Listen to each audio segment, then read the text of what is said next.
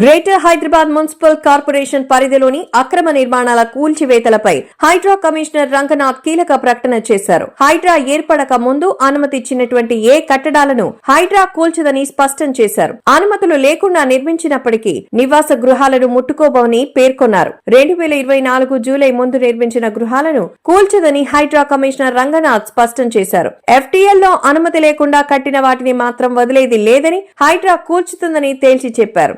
అనుమతులు లేని వ్యాపార వాణిజ్య కట్టడాలను మాత్రం కూల్చుతామన్నారు కమిషనర్ రంగనాథ్. గతంలో అనుమతులిచ్చి తర్వాత రద్దు చేస్తే అవి అక్రమ కట్టడాలేనని అన్నారు. అనుమతులు రద్దయినా నిర్మాణాలు జరుగుతుంటే అవి అక్రమమే. కొందరు పేదలని ముందు పెట్టి వెనక చక్రం తిప్పుతున్నారని ఆరోపించారు. కబ్జాదారుల చర్యలను హైడ్రా తీవ్రంగా పరిగణిస్తుందని హైడ్రా కమిషనర్ రంగనాథ్ తెలిపారు. మల్లంపేట కొత్వాల్ చెరువు అమీన్పూర్ లో కూల్చివేసినవి అక్రమ కట్టడాలేనని అన్నారు. FTL మార్కింగ్ ప్రక్రియను పారదర్శకంగా నిర్వహిస్తున్నామని కమిషనర్ రంగనాథ్ తెలిపారు. కాలనీ సంక్షేమ సంఘాలు ప్రజలు ఇచ్చే ఫిర్యాదులకు హైడ్రా ప్రాధాన్యత ఇస్తుందని తెలిపారు. 12 చెరువుల్లో కూల్చివేతలు చేపట్టాము అని చెప్పారు. చెరువుల పునరుద్ధరణకు ప్రభుత్వానికి నివేదించామని తెలిపారు. ప్రభుత్వం అనుమతి ఇచ్చిన వెంటనే పనులు చేపడతామని కమిషనర్ చెప్పారు. 5 నెలల అనుభవాల నుంచి హైడ్రా అనేక అంశాలపై స్పష్టమైన వైఖరితో ముందుకు వెళుతోందని రంగనాథ్ తెలిపారు. ఏమైనా లోటుబాట్లుంటే వాటిని సవరించుకుని మరింత నిబద్ధతతో హైడ్రా పనిచేస్తుందని తెలిపారు. వివిధ సందర్భాల్లో కోర్టులు ఇచ్చిన తీర్పులకు లోబడి ముందుకు వెళుతోందని తెలిపారు.